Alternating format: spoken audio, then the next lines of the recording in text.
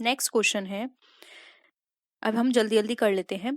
Subscription received in advance by a club is shown on the dash side of the balance sheet. अब subscription received किया है advance में club के द्वारा, तो वो कहाँ पर दिखाया जाएगा? देखिए यहाँ पे ना सब्सक्रिप्शन रिसीव्ड की बात की जा रही है, वो भी कैसा रिसीव किया गया है? एडवांस में। अगर किसी क्लब ने सब्सक्रिप्शन लिया है तो वो उसके लिए क्या है? वो उसके लिए एज अ लाइबिलिटी है, क्योंकि अब उसको अपने यहाँ वो सर्विस पर्सन को देनी होंगी, क्योंकि उसने एडवांस में वो पैसा लिया है। इसलिए यहाँ पे option A liabilities right answer हो जाएगा। आप थोड़ा लॉजिक लगा के इन क्वेश्चंस को सारे कर सकते हैं, ठीक है। आई होप सबका ये आंसर करेक्ट है। नेक्स्ट है, excess of income over expenditure is shown on the debt side of the income and expenditure account। आपने income and expenditure account prepare किया होगा तो ये आपने पता लगा होगा कि जब इनकम एक्सेस में होती है एक्सपेंडिचर से तो वो किस साइड शो की जाती है? क्रेडिट, डेबिट, अपर या लोअर? देखिए राइट आंसर होगा बी, डेबिट साइड में शो की जाएगी। और यहाँ पे अगर एक्सपेंडिचर हमारा एक्सेस में होगा तो वो हमारा क्रेडिट साइड शो किया जाएगा, ठीक है। तो ऑप्शन बी राइट आंसर है। नेक्स्ट है, income and expenditure account is. अब जो इनकम एंड एक्सपेंडिचर अकाउंट है वो हमारा किस तरह का अकाउंट है? रियल है, नॉमिनल है, पर्सनल है या फिर रिप्रेजेंटेटिव है? बताइए कैसा होगा हमारा इनकम एंड एक्सपेंडिचर। मैंने अभी आपको स्टार्टिंग में रूल्स बताए थे, उसके बेसिस पर आप ये बता सकते हैं। इनकम एंड एक्सपेंडिचर जो होता है वो हमारा कैसा होगा? नॉमिनल अकाउंट, क्योंकि ये इनकम एंड एक्सपेंडिचर अकाउंट के अंदर सारे इनकम एंड एक्सपेंडिचर्स आते हैं। और रियल अकाउंट में सारे असेट्स जाएंगे, पर्सनल अकाउंट में पर्सन या उसको रिप्रेजेंट करने वाली चीजें जाती हैं। रिप्रेजेंटेटिव अकाउंट हमारा होता ही नहीं है, ठीक है। तो ऑप्शन बी यहाँ पे हमारा राइट आंसर है।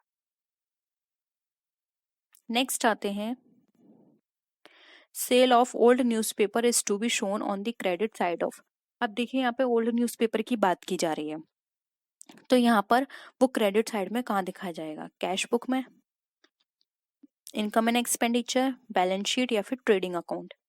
तो देखिए यहाँ पे न्यूज़पेपर को सेल करने की बात की जा रही है, तो ये किसी बिजनेस की एक्टिविटी नहीं होगी, क्योंकि अगर ये बिजनेस का काम होता सिर्फ ये न्यूज़पेपर सेल करने का, तो वहां पर उसके लिए गुड्स लिख कर आता, इस तरह की चीजें नहीं लिख कर आती। तो देखिए बैलेंस शीट कट गई, ट्रेडिंग कट गई, अब बचा हमारा कैश बुक और इनकम एंड एक्सपेंडिचर अकाउंट। तो इनकम एंड एक्सपेंडिचर अकाउंट भी यहाँ पर नहीं होगा, वो सॉरी कैश बुक यहाँ पर नहीं होगा, ये होगा हमारा income and expenditure account. Income and expenditure account के ये क्रेडिट साइड में शो किया जाएगा, क्योंकि ये उसके लिए क्या है? एक तरह से असेट का काम कर रहा है, इनकम का काम कर रहा है, ठीक है। तो ऑप्शन बी यहाँ पे हमारा राइट आंसर है। नेक्स्ट क्वेश्चन पे आते हैं, any written document in support of a business transaction is called a voucher, bill, carbon copy, expense bill. देखिए किसी भी बिजनेस ट्रांजेक्शन्स के सपोर्ट में कोई भी बिल देते हैं तो उसको क्या बोलते हैं? बताइए। देखिए कार्बन कॉपी नहीं होगा, क्योंकि कार्बन कॉपी तो किसी भी बिल की या किसी भी डॉक्यूमेंट का डुप्लीकेट हो गया। एक्सपेंस बिल नहीं होगा। बिल की बात करें तो बिल भी यहाँ पे नहीं होगा। क्यों नहीं होगा? क्योंकि यहाँ पे बिजनेस ट्रांजेक्शन्स की बात की जा रही है, और बिल किसी भी ट्रांजेक्शन में आ सकता है, जरूरी नहीं है वो बिजनेस हो, नॉन बिजनेस में भी आ सकता है। जब हम कोई भी परचेस करते हैं अपनी डेली लाइफ में तो वहां पर हम बिल लेते हैं उसका, ठीक है। तो हम वो बिजनेस नहीं कर रहे हैं, हमारे लिए वो बिल कहलाया जाता है, ठीक है। और वाउचिंग की बात करें तो अगर कोई भी पर्सन किसी चीज का बिजनेस करता है और वहां पर उसको बिल मिलता है तो वो उसका उसके लिए वाउचर होगा, हमारे लिए वो बिल होगा और उसके लिए क्या होगा? वाउचर। तो यहाँ पे ऑप्शन ए वाउचर हमारा राइट आंसर हो जाएगा। नेक्स्ट है, subscription received in advance. Again ये रिपीट है, ऐसा क्यों हो रहा है? ठीक है, सब्सक्रिप्शन रिसीव हुआ है एडवांस में, तो ऑप्शन सी राइट आंसर है, लायबिलिटी। नेक्स्ट है, dash is given to promote sales. अब हमारी सेल को प्रमोट करने के लिए क्या दिया जाता है? Cash discount, trade discount, quantity discount या फिर प्राइस डिस्काउंट? अब हम यहाँ पे ऑप्शंस को देख लेते हैं कैश डिस्काउंट, देखिए कैश डिस्काउंट हमें दिया जाता है जब हम कैश की बात करते हैं कि कोई भी कैश हमें जल्दी से जल्द रिसीव हो जाए तो वहाँ पर हम कैश डिस्काउंट देते हैं। क्वांटिटी डिस्काउंट की बात की जाए तो क्वांटिटी डिस्काउंट मोस्टली इतना पॉपुलर नहीं है बिजनेस के अंदर, और क्वांटिटी डिस्काउंट यहाँ पर नहीं होगा क्योंकि यहाँ से हमारी जो सेल है वो प्रमोट नहीं हो रही है। प्राइस डिस्काउंट अगेन हमारा कैश डिस्काउंट का पार्ट है, तो ये दोनों कट गए हमारे, एंड कैश डिस्काउंट कट गया, बचा हमारा ट्रेड डिस्काउंट। तो ट्रेड डिस्काउंट दिया जाता है हमारा जो हमारी सेल होती है उसको प्रमोट करने के लिए। तो ऑप्शन यहाँ पर जो होगा हमारा बी राइट आंसर हो जाएगा। नेक्स्ट आते हैं, dash allowed to encourage early cash payment. Again अभी अभी मैंने आपको समझाया है कैश, ट्रेड, क्वांटिटी या प्राइस, तो इसका राइट आंसर हो जाएगा कैश डिस्काउंट। कैश को के पेमेंट को जल्दी से रिसीव करने के लिए हम कैश डिस्काउंट प्रोवाइड करते हैं कस्टमर्स को। नेक्स्ट है, the primary function of accounting is to. The अब प्राइमरी फंक्शन क्या है अकाउंटिंग का, हमें ये बताना है। Record economic data, provide the information basis for action, classifying and recording business transactions, या फिर अटेन नॉन इकोनॉमिक गोल्स। तो आप ये याद रखिए यहाँ पे प्राइमरी फंक्शन की बात की जा रही है। तो बताइए आपके अकॉर्डिंग क्या होगा इसका राइट आंसर। प्राइमरी फंक्शंस मैंने आपके साथ डिस्कस किए हुए हैं। देखिए प्राइमरी फंक्शंस की यहाँ पे बात करें तो राइट आंसर होगा यहाँ पे ऑप्शन नंबर सी, क्लासिफाई करना, रिकॉर्ड करना बिजनेस ट्रांजेक्शन, ये अकाउंटिंग का सबसे पहला काम है। इसके बाद फर्दर काम आते हैं जैसे कि लेजे उसको समराइज करना, उसको एनालाइज करना, कम्युनिकेट करना, ये अदर फंक्शंस हैं। ठीक है, तो ऑप्शन सी यहाँ पे हमारा क्या हो जाएगा, राइट आंसर हो जाएगा। ये देख लीजिए यहाँ पर पहले आइडेंटिफाई करते हैं, ठीक है, ट्रांजेक्शन्स को आइडेंटिफाई करना, रिकॉर्डिंग, क्लासिफाइंग, उसके बाद आता है हमारा समराइजिंग, एनालाइजिंग, इंटरप्रेटिंग, कम्युनिकेशन। ये इस तरह से इसके फंक्शंस होते हैं। तो प्राइमरी में आता है आइडेंटिफाई करना, रिकॉर्डिंग करना, एंड देन क्लासिफाई करना। आइडेंटिफाई में आता है कि पहले ये आइडेंटिफाई किया जाता है कि ये ट्रांजेक्शन हमारा इकोनॉमिक है या नहीं, क्योंकि आपको पता है हमेशा वो वाले ट्रांजेक्शन इसमें रिकॉर्ड किए जाते हैं जो कि इकोनॉमिक या फिर नॉन मॉनेटरी, इकोनॉमिक और मॉनेटरी एस्पेक्ट में हमारे डिफाइन किए जाते हैं। ठीक है, नेक्स्ट आते हैं, the basic function of financial accounting is to record all business transactions, interpret the financial data, assist the management in performing functions effectively, information to management। बताइए, तीन ही है इसके ऑप्शंस, क्या होगा इसका राइट आंसर। आपको फाइनेंशियल अकाउंटिंग का बताना है।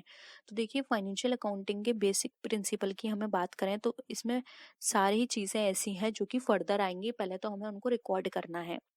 तो यहाँ पर रिकॉर्ड ऑल बिजनेस ट्रांजेक्शन हमारा फर्स्ट है, उसके बाद हम उसको वही क्लासिफाई करेंगे, ठीक है, समराइज करेंगे, तब इंटरप्रेट करेंगे। ठीक है, तो ऑप्शन ए राइट है। नेक्स्ट है, the convention of conservatism applicable. कहाँ पर होता है हमारा convention of conservatism, in providing for discount on creditors, in making provision for bad and doubtful dates, in making provision for depreciation, या फिर इन making provisions for contingencies. बताइए, conventions की यहाँ पे बात की जा रही है। देखिए कन्वेंशन ऑफ कंजर्वेटिज्म के अंदर हमारे जितने भी लॉस होते हैं उनको ध्यान में रख के ये चीज की जाती है। यहाँ पर हमारे जितने भी प्रॉफिट्स होते हैं इनको इग्नोर किया जाता है। ठीक है, तो उनके लिए प्रोविजंस बनाए जाते हैं जितने भी हमारे लॉस हैं। तो यहाँ पर इस के अकॉर्डिंग हमारा जो राइट आंसर होगा वो होगा B, in making provisions for bad and doubtful debts. यहाँ पर हमारा ए ऑप्शन नहीं होगा क्योंकि यहाँ पे डिस्काउंट की बात कर रहे हैं, यहाँ प्रोविजन बात कर रहे हैं डेप्रिशिएशन के लिए, और यहाँ पर बात कर रहे हैं कंटिजेंसी की। यहाँ पर ऑप्शन होगा हमारा जो भी हमारे बैड डेट्स होते हैं जो कि हो भी सकते हैं, अभी हमें नहीं पता, तो उनके लिए प्रोविजंस बना के रखा जाता है हमारा कन्वेंशन ऑफ कन्वेंटिज्म में। ठीक है, तो ऑप्शन बी राइट है। नेक्स्ट है, ledger is a book of original entry, final entry, all cash entry, या फिर ऑल क्रेडिट एंट्री। अब लेजर जो है वो किस तरह की बुक है बताइए। देखिए यहाँ पर अगर हम लेजर की बात करें तो लेजर के अंदर फाइनल एंट्री होती है, इसके बाद तो हमारे अकाउंट्स प्रिपेयर किए जाते हैं, हमारे स्टेटमेंट प्रिपेयर किए जाते हैं। तो यहाँ पर ऑप्शन बी राइट आंसर हो जाएगा। फाइनल एंट्री, ओरिजिनल एंट्री हमारी जर्नल में होती है। ऑल कैश एंट्री नहीं, हम कैश बुक की बात नहीं कर रहे। ऑल क्रेडिट एंट्री नहीं, हम किसी पर्टिकुलर अकाउंट की बात नहीं कर रहे, जैसे कि परचेज अकाउंट क्रेडिट एंट्री होती है उसमें, ठीक है। तो यहाँ पर ऑप्शन बी हमारा राइट आंसर हो जाए। नेक्स्ट क्वेश्चन आता है हमारा, the private property of a partner should be use to. अब ये जो प्राइवेट प्रॉपर्टी होती है हमारे पार्टनर की, वो हमारी किस तरह से उसका उपयोग होना चाहिए। Pay his private debt first, if there is any surplus it can be use to pay firm's liability, both A and B, या फिर नन ऑफ दी अबव। तो देखिए यहाँ पर प्राइवेट प्रॉपर्टी की बात की जा रही है, तो उसके प्राइवेट डेट से हम पार्टनरशिप को कोई लेना देना नहीं है। वो सिर्फ पहले ये देखेगी कि अगर किसी उसके पास कोई भी सरप्लस है तो सबसे पहले फर्म्स की जो लायबिलिटी है वो पे की जाएंगी। अब प्राइवेट उसके डेट हैं, उससे वो निपटे, फर्म को उससे कोई लेना देना नहीं है। हम यहाँ पे फर्म के रेफरेंस में, पार्टनरशिप के रेफरेंस में बात कर रहे हैं, तो अगर कोई सरप्लस उसके पास होगा तो वहां पे फर्म के जो भी डेट्स हैं वो पे किए जाएंगे। तो ऑप्शन बी जो है वो हमारा राइट आंसर हो जाएगा, ठीक है। नेक्स्ट है, after the new partnership agreement assets and liabilities in a balance sheet are recorded at. अब पार्टनरशिप के नए एग्रीमेंट के द्वारा जो असेट्स एंड लायबिलिटीज होंगी, अब वो बैलेंस शीट में किस वैल्यू पे रिकॉर्ड की जाएंगी, बताइए इसका आंसर। ओरिजिनल वैल्यू पे, वैल्यूड फिगर पे, वो sorry revalued figure, realisable value, या फिर नन ऑफ दीज। देखिए यहाँ पर हम न्यू पार्टनरशिप की बात कर रहे हैं, तो न्यू पार्टनरशिप के अंदर जो उसकी एसेट्स एंड लायबिलिटीज होती हैं उसका रिवैल्यूएशन होता है। तो रिवैल्यूएशन होता है तो वैल्यू भी कैसी हो जाएंगी, उनकी रिवैल्यूड हो जाएंगी। तो उनको बैलेंस शीट में रिवैल्यूड फिगर पर ही शो किया जाता है, ओरिजिनल वैल्यू से कोई लेना देना नहीं है। और रियलाइजेबल वैल्यू यहाँ पर तब आती है जब हम बिजनेस खत्म कर रहे हों, ठीक है, या पार्टनरशिप एंड हो रही हो। यहाँ पे पार्टनरशिप एंड नहीं हो रही है, ठीक है। तो ऑप्शन बी हमारा यहाँ पे रिवैल्यूड फिगर राइट आंसर हो जाएगा। आई होप यहाँ तक आपको सारे क्वेश्चंस क्लियर हो रहे हैं।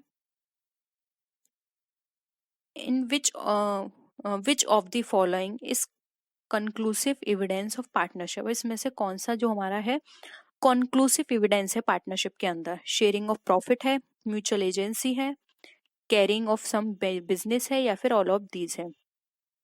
देखिए कि यहाँ पे कंक्लूसिव एविडेंस की बात कर रहे हैं, बताइए किस तरह से होगा। देखिए कंक्लूसिव एविडेंस जो होते हैं वो हमारे डिपेंड करते हैं कि उनके बीच में किस तरह का एग्रीमेंट हुआ है, उनकी म्यूचुअल एजेंसी कैसी है, उसके बेसिस पर सारे निर्णय लिए जाएंगे, ठीक है। उन्होंने एग्रीमेंट कैसा किया उसके बेसिस पर। तो यहाँ पे option be mutual agency right answer हो जाएगा, क्योंकि इसी के बेसिस पर सारी चीजें देखी जाएंगी कि हाँ इस तरह का एग्रीमेंट हुआ था, आपको अब ये वाली चीजें फॉलो करनी है, या आपको इतनी ड्यूटीज करनी है, या आपको इस तरह से प्रॉफिट शेयर डिस्ट्रीब्यूट करना है, ठीक है। तो ऑप्शन बी राइट है। नेक्स्ट है, at the time of death of a partner firms gets. अब किसी भी पार्टनर की डेथ के समय फर्म को क्या मिलती है, policy amount, surrender value, both A and B, या फिर नन ऑफ दी अबव। देखिए फर्म यहाँ पे पार्टनर की डेथ की बात की जा रही है, तो पार्टनर की डेथ के समय जो फर्म को रिसीव होती है वो मिलती है उन्हें पॉलिसी का अमाउंट, ठीक है। पॉलिसी के अमाउंट को वो रिसीव करता है। सरेंडर वैल्यू यहाँ पर नहीं आई, सरेंडर वैल्यू तो तब मिलती है जब वहां पे वो सरेंड करे, ठीक है, तब वहां पे सरेंडर वैल्यू उसको मिलेगी। यहाँ पे सरेंडर वैल्यू से कोई लेना देना नहीं है। यहाँ पर डेथ के बाद, जैसे कि मैंने कल ही आपको ज्वाइंट लाइफ पॉलिसी बताई थी, तो उसमें मैंने आपको बताया था कि अगर किसी की डेथ हो जाती है, या फिर फर्म जो है, या सॉरी जो हमारी जॉइंट लाइफ पॉलिसी है वो मैच्योर हो जाती है, डेथ हो या मैच्योरिटी हो, उनमें से जो भी पहले होगा विच एवर इज अर्लियर, उसी के बेसिस पर अमाउंट मिलेगा आपको, ठीक है। तो यहाँ पर डेथ की बात की जा रही है, तो हम ये एज्यूम करके चल रहे हैं कि अभी जो उसकी मैच्योरिटी है वो नहीं हुई है, तो यहाँ पे पॉलिसी अमाउंट उसका पूरा मिल जाएगा, ठीक है। तो ऑप्शन ए राइट आंसर है। नेक्स्ट है, ये भी मैंने आपके साथ डिस्कस किया हुआ है question. Under capitalisation method goodwill is calculated by. अब कैपिटलाइजेशन मेथड में बताना है कि हमें गुडविल किस तरह से ट्रीटमेंट होता है। नंबर ऑफ ईयर्स परचेज को जो हम एवरेज प्रॉफिट से मल्टीप्लाई करते हैं तब होगा। सेकंड ऑप्शन है जो सुपर प्रॉफिट्स हैं उससे मल्टीप्लाई करेंगे नंबर ऑफ ईयर परचेज को। थर्ड ऑप्शन है एवरेज प्रॉफिट में जो हम डिवाइड कर देंगे एक्सपेक्टेड रेट ऑफ रिटर्न, या फिर जो सुपर प्रॉफिट होगा उसमें हम डिवाइड करेंगे एक्सपेक्टेड रेट ऑफ रिटर्न। तो कैपिटलाइजेशन के अंदर गुडविल कैसे कैलकुलेट की जाती है, इसका मैंने आपको एक क्वेश्चन भी कराया था अगर आपको याद हो तो। जब हम थ्योरी क्लास कर रहे थे तो उसमें मैंने आपके साथ डिस्कस किया था,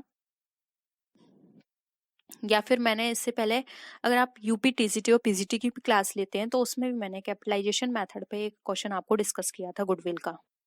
बताइए।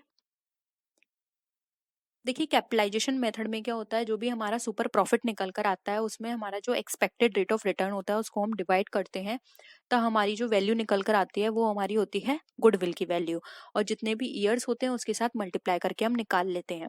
लेकिन यहाँ पे तो सिर्फ गुडविल की वैल्यू दी है, तो यहाँ पर सुपर प्रॉफिट में जो हम डिवाइड करेंगे एक्सपेक्टेड रेट ऑफ रिटर्न तो वहां पर हमारी गुडविल अमाउंट निकल कर आ जाएगा। तो ऑप्शन डी यहाँ पे हमारा राइट आंसर है। नेक्स्ट है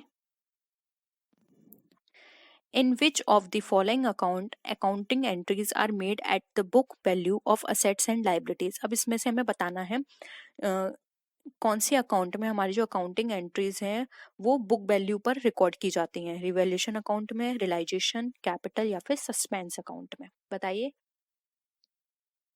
देखिए यहाँ पे बुक वैल्यू की बात करें तो ये तब ट्रीटमेंट इस तरह का किया जाता है जब हम अपनी वैल्यू का जो भी हमारे एसेट्स हैं उनको उनका रियलाइजेशन करते हैं कि रियल में कितनी वैल्यू वहां पर हमारी निकल कर आ रही है, तब हम वहां पर बुक वैल्यू पर उनको शो करते हैं। ठीक है, तो यहाँ पर ऑप्शन बी जो है वो हमारा राइट आंसर हो जाएगा। आई होप ये भी आपको क्वेश्चन क्लियर है। अब थोड़ा जल्दी जल्दी मैं इसलिए कर रही हूँ क्योंकि टाइम बहुत हो चुका है। नेक्स्ट है, और फिर भी आपको कोई क्वेश्चन में डाउट है तो प्लीज, अब तो मैंने यहाँ पे नंबर मेंशन कर रखे हैं, आप नंबर मुझे बता दीजिएगा, मैं जो भी नेक्स्ट क्लास होगी उसमें डिस्कस कर लूंगी उन सारे क्वेश्चंस को। नेक्स्ट है retirement of a partner leads to dash of remaining partner. यानी कि अगर कोई भी पार्टनर रिटायरमेंट लेता है, रिटायर होता है, तो वहां पे जो रिमेनिंग पार्टनर्स होंगे वहां से वो लीड करेगा। क्या किस चीज में लीड करेगा? प्रॉफिट शेयरिंग रेशो में गेन में लीड करेगा, लॉस में करेगा, no change in profit sharing ratio, या फिर नन ऑफ द अबव। बताइए। देखिए यहाँ पर रिटायरमेंट की बात की जा रही है, तो कोई भी पार्टनर जो है जब वो रिटायरमेंट लेता है तो उसको प्रॉफिट शेयरिंग रेशो में गेन होता है। ठीक है, क्योंकि वो बीच में कभी भी रिटायरमेंट ले सकता है, तो हो सकता है कि उसके रिटायरमेंट लेने के बाद ही कंपनी में लॉस आ जाए, लेकिन वो तो लॉस उसको बियर करना ही नहीं पड़ेगा क्योंकि वो तो ऑलरेडी निकल चुका है। तो यहाँ पे गेन की सिचुएशंस रहती हैं, इसलिए यहाँ पे gain in profit sharing ratio हमारा करेक्ट आंसर हो जाएगा। तो ऑप्शन बी सॉरी ए हमारा राइट आंसर है। नेक्स्ट क्वेश्चन पे आते हैं। The current account of a partner, यानी कि जो करंट अकाउंट होता है किसी पार्टनर का वो क्या तो बताएगा? may have a debit or credit balance, will always have a debit balance, will always have a credit balance, या फिर will never have a balance। तो देखिए यहाँ पे हम करंट अकाउंट की बात करें, करंट अकाउंट का मतलब यहाँ पर होता है कि यहाँ पर उस पार्टनर के द्वारा जो भी ट्रांजेक्शन्स किए गए हैं कंपनी से के साथ वो सारे रिकॉर्ड यहाँ पर होते हैं। अब हो सकता है कि उसने कंपनी से कोई ड्राइंग की हो, ये हो सकता है कि उसने कंपनी को कुछ लोन दिया हो, तो दोनों ही तरह के ट्रांजेक्शन्स हो सकते हैं। तो अब दोनों तरह के ट्रांजेक्शन्स होंगे तो हो सकता है कुछ का अमाउंट ज्यादा हो, कुछ का अमाउंट कम हो, इसलिए यहाँ पर डेबिट बैलेंस भी आ सकता है, क्रेडिट बैलेंस भी आ सकता है। तो ऑप्शन ए हमारा राइट आंसर हो जाएगा। आई होप सबका ये वाला आंसर क्लियर है। नेक्स्ट आते हैं, guaranteed profit is given to. बताइए गारंटीड प्रॉफिट किसको दी जाएगी? जल्दी जल्दी आंसर करिए, बहुत टाइम हो चुका है, हमें जल्दी से ये क्वेश्चंस 60 कंप्लीट करने हैं। देखिए रिटायरिंग पार्टनर दे रखा है, incoming partner, heirs of the deceased partner, या फिर all of these. Guaranteed profit की बात करें तो देखिए रिटायरिंग पार्टनर को गारंटीड प्रॉफिट देने का कोई मतलब नहीं बनता, उसको जो पहले से उसको बताया गया है कि आपके पास आपको इतना शेयर दिया जाएगा, वो सिर्फ उतना ही दिया जाएगा, गारंटीड का कोई मतलब नहीं है, और अगर नहीं हुआ है तो नहीं दिया जाएगा। सेम वही डिसीज पार्टनर का है कि अगर हुआ है तो दे देंगे, नहीं हुआ है तो नहीं देंगे। तो यहाँ पे ऑल ऑफ दीज भी ऑप्शन कट गया, थर्ड भी कट गया एंड फर्स्ट भी कट गया, पर बचा हमारे पास सेकंड, जो कि हमारा करेक्ट। देखिए इनकमिंग पार्टनर को गारंटेड प्रॉफिट इसलिए दिया जाता है क्योंकि बीच में अगर कोई पार्टनर आता है तो पहले उसको कुछ ना कुछ तो ऐसा प्रॉफिट होना चाहिए ना, जिससे उसे लगे कि हाँ मुझे इस कंपनी में एंटर होना चाहिए, इस कंपनी में अपनी इन्वेस्टमेंट करनी चाहिए। ठीक है, तो वहां पर अगर कोई पार्टनर पार्टनरशिप फॉर्म के अंदर आ रहा है तो आप उसको कुछ गारंटेड प्रॉफिट दोगे तभी वो एंटर करेगा, नहीं तो वो आपके बिजनेस के अंदर क्यों एंटर करेगा। इसलिए यहाँ पे ऑप्शन बी हमारा राइट आंसर है। नेक्स्ट क्वेश्चन है which of these is not an essential feature of a partnership form. अब इसमें से कौन सा एसेंशियल फीचर नहीं है पार्टनरशिप फॉर्म का, आपको ये बताना है। Mutual agency, compulsory registration, association of two or more person or existence of business. देखिए यहाँ पे एसेंशियल फीचर की बात की गई है जो नहीं है। तो देखिए हमने जब थ्योरी क्लासेस करी थी तब वहाँ पे मैंने आपके साथ इसके फीचर्स को डिस्कस किया था। तो अगर आपको वो पता है तो आप इजीली इसका आंसर कर सकते हैं। रिकॉल करिए कौन कौन से फीचर्स हमने वहाँ पर आपके साथ डिस्कस किए थे। देखिए यहाँ पर दे रखा है म्यूचुअल एजेंसी, ये बिल्कुल करेक्ट है, ये वाला फीचर तो होता है। मैंने आपको बताया था म्यूचुअल एजेंसी के बेस पर ही तो ये पूरा बिजनेस खड़ा होता है, ये पूरा बिजनेस वो कर पाते हैं। Association of two or more person बहुत ही इंपॉर्टेंट है बिजनेस किसी पार्टनरशिप के लिए कि दो या दो से ज्यादा पर्सन होने चाहिए, ये भी सही है। एग्जिस्टेंस ऑफ बिजनेस किसी इकोनॉमिक एक्टिविटी को लेकर ही पार्टनरशिप होनी चाहिए। ठीक है, अब यहाँ पर आ रहा है नॉट। तो देखिए कंपलसरी रजिस्ट्रेशन ये इसका पार्ट नहीं है, इसलिए ऑप्शन टू कंपलसरी रजिस्ट्रेशन हमारा राइट आंसर हो जाएगा। किसी पार्टनरशिप के लिए रजिस्ट्रेशन कराना कंपलसरी नहीं होता है। ठीक है, तो टू आंसर इसका है। नेक्स्ट आते हैं identify which of the following partnership characteristics is a disadvantage. अब हमें बताना है इसमें से कौन सा डिसएडवांटेज है। Voluntary association, minimal legal restrictions, limited liability या फिर नन ऑफ दीज। तो देखिए यहाँ पे डिसएडवांटेज की बात की गई है। वॉलेंटरी एसोसिएशन किसी भी तरह का डिसएडवांटेज नहीं है। मिनिमम लीगल रिस्ट्रिक्शन ये तो बेनिफिट है, एडवांटेज की तरह है। और लिमिटेड लाइबिलिटी ये उस केस में है जब हमारी लिमिटेड लाइबिलिटी पार्टनरशिप होती है, तो ये भी एक तरह से फीचर उनके लिए एडवांटेज है। तो यहाँ पे करेक्ट एडवांटेज के लिए बारे में पूछा गया है, तो इनमें से कोई भी डिसएडवांटेज नहीं है, तो ऑप्शन डी हमारा राइट आंसर हो जाएगा। ठीक है, नेक्स्ट आते हैं when a partner is given guarantee lay the other partner loss on such guarantee will be borne by। यानी कि अगर एक पार्टनर ने दूसरे पार्टनर के लिए गारंटी ली है तो वहां पर अगर किसी भी तरह का लॉस अराइज होता है तो कौन उसको बेयर करेगा। Partner giving guarantee, partner with highest ratio, partnership firm या फिर all the other partner firm है ये। तो बताइए, बहुत इजी है, आप इसका आंसर कर सकते हैं, जल्दी जल्दी कमेंट करिए। देखिए कोई भी पार्टनर अगर उसने गारंटी ली है किसी भी पार्टनर की और अगर वो वाला पार्टनर अपनी ड्यूटी नहीं करता है या उसकी वजह से कोई भी लॉस होता है तो जिसने गारंटी ली है सिर्फ उसी को बेयर करना पड़ेगा, रिमेनिंग पार्टनर्स उसको बेयर नहीं करेंगे। तो यहाँ पर ऑप्शन ए हमारा राइट आंसर हो जाएगा, पार्टनर गिविंग गारंटी। ठीक है, नेक्स्ट क्वेश्चन है the sacrifice of an old partner is equal to. अब जो सेक्रीफाइस है वो ओल्ड पार्टनर का किसके बराबर होना चाहिए। New share minus old share minus new share, both A and B या फिर नन ऑफ दिस। बताइए। देखिए new share minus old share तो हमारा गेनिंग रेशियो होता है, यहाँ पर पूछना है सेक्रीफाइसिंग रेशियो, जल्दी बताइए। इसका आंसर होगा बी। ओल्ड शेयर में जब हम न्यू शेयर को माइनस करते हैं तो हमारा सेक्रीफाइसिंग रेशियो निकल कर आता है, इसलिए ऑप्शन बी हमारा राइट आंसर हो जाएगा। नेक्स्ट आते हैं what type of account is revaluation account. अब इसमें से कौन सा हमारा रिवैल्यूएशन अकाउंट का टाइप है। पर्सनल, नॉमिनल, रियल या फिर नन ऑफ दीज। बताइए रिवैल्यूएशन अकाउंट जो होता है हमारा कौन सा अकाउंट कहलाता है। मैंने आपको बहुत अच्छे से अभी समझा दिया है, मुझे नहीं लगता कि आपको कोई प्रॉब्लम होनी चाहिए। रिवैल्यूएशन अकाउंट हमारा नॉमिनल अकाउंट होता है। ठीक है, तो ऑप्शन बी राइट है। नेक्स्ट है liability of a partner in a partnership form. अब पार्टनरशिप फॉर्म में पार्टनर की लाइबिलिटी कैसी होती है, लिमिटेड, अनलिमिटेड, रिस्ट्रिक्टेड या फिर अनडिफाइंड। बताइए। किसी भी पार्टनरशिप में जब तक वो बताई ना गई हो कि ये पर्टिकुलर लिमिटेड वाली है, किस तरह की पार्टनरशिप है, तो वहाँ पे जो पार्टनर की लाइबिलिटी होती है वो अनलिमिटेड होती है, तो ऑप्शन बी यहाँ पे हमारा राइट है। ठीक है, नेक्स्ट है, अब यहाँ पे हमारे को क्वेश्चन में पूछा गया है which of the following factors generally contribute to the value of goodwill of the firm, यानी कि एक गुडविल में कौन कौन से फैक्टर्स जो अपना कंट्रीब्यूशन देते हैं। Quality of goods sold by firm, reputation of the owners, risk involve in business, या फिर ऑल ऑफ द अबव। बताइए इसका आंसर। देखिए यहाँ पे गुडविल की बात की जा रही है, तो अगर कोई भी फर्म अच्छा प्रोडक्ट बेचती है, क्वालिटी उसकी अच्छी होती है, तो वहाँ पर उसकी गुडविल इंक्रीज होगी, ये तो सही है पॉइंट।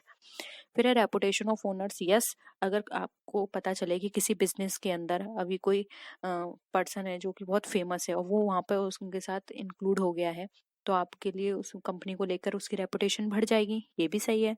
फिर है रिस्क इन्वॉल्व इन बिजनेस, आपको ये भी पता है कि अगर किसी भी बिजनेस में रिस्क ज्यादा होता है तो वहाँ पे प्रॉफिट भी ज्यादा होता है, और प्रॉफिट ज्यादा होगा तो वही गुडविल तो उसकी होगी होगी मार्केट में, तो इसीलिए ये भी सही है। तो ऑप्शन डी राइट आंसर हो जाएगा, ऑल ऑफ दीज। ठीक है, नेक्स्ट क्वेश्चन है, as per partnership act which of these rights are available to a partner, कौन से राइट्स जो है वो पार्टनर को दिए जाते हैं। Bonus, salary, commission, equal profit. बताइए। देखिए पार्टनरशिप एक्ट के अकॉर्डिंग उसको अगर हम यहाँ पर बात करें, इक्वल प्रॉफिट होना चाहिए, जबकि पार्टनरशिप एक्ट में बोनस, सैलरी और कमीशन के लिए कोई बात नहीं कही गई है। ये कंपनी के पार्टनर वो पार्टनरशिप के ऊपर डिपेंड करता है कि पार्टनरशिप डीड में अगर पार्टनर्स ने मेंशन किया है कि इतना इतना दिया जाएगा बोनस, सैलरी या कमीशन, तब वो दे सकते हैं, लेकिन पार्टनरशिप एक्ट के अंदर ये नहीं बताया गया है। ठीक है, तो ऑप्शन डी यहाँ पे हमारा राइट आंसर है। उसमें सिर्फ ये मेंशन किया गया है कि अगर कोई भी वहाँ पे वो लोग डीड नहीं करते हैं तो वहाँ पे आपस में प्रॉफिट शेयर को भी इक्वली डिस्ट्रीब्यूट करेंगे। नेक्स्ट है, goodwill in a partnership firm can be valued at the time of. अब जो पार्टनरशिप की अंदर जो गुडविल होती है वो कब कैलकुलेट की जाती है, एडमिशन पर, रिटायरमेंट पे, डेथ पे, या फिर ऑल ऑफ दीज। बताइए। ऑलरेडी मैं आपको ये थ्योरी में बता चुकी हूँ, अगर आपने वो सारे चैप्टर्स करे होंगे तो आज के क्वेश्चंस आपके सारे सही जाएंगे। और प्लीज मुझे कमेंट सेक्शन में बताइएगा आपके कितने मार्क्स के क्वेश्चन जो हैं वो सही हुए हैं, कितने गलत हुए हैं और क्यों गलत हुए हैं। प्लीज प्लीज प्लीज, अब इतने मेहनत मैंने करी है तो थोड़ी सी मेहनत आप भी करिए। ठीक है, देखिए गुडविल, अगर कोई पार्टनर एडमिशन ले रहा है, रिटायर हो रहा है या फिर डेथ हो रही है, ये सभी केसेस में गुडविल को हम कैलकुलेट करेंगे एडमिशन के टाइम पर, क्योंकि उससे मंगाते हैं हम उतना अमाउंट, रिटायरमेंट में उसको देना पड़ता है, डेथ के टाइम में उसके हेयर जो लीगल रिप्रेजेंटेटिव है उसको देना होगा। ठीक है, तो इन सारे कंडीशंस में गुडविल हमारी कैलकुलेट होती है। तो ऑप्शन डी यहाँ पे हमारा राइट आंसर है।